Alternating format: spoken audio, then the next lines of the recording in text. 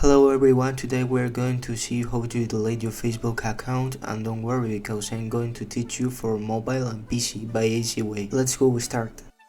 First we will go to our profile. We click settings right here.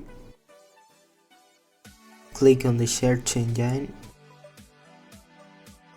Search eliminate and pick the first option.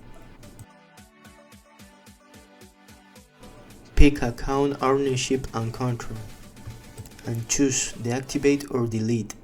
Select your account and eliminate.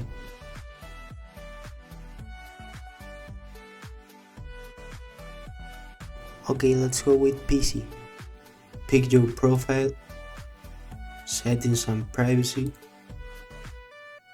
settings,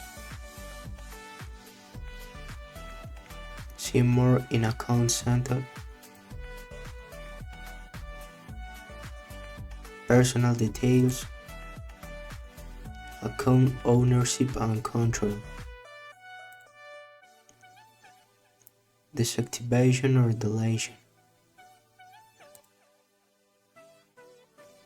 your account, and delete your account. Thanks for watching and subscribe if this has worked for you.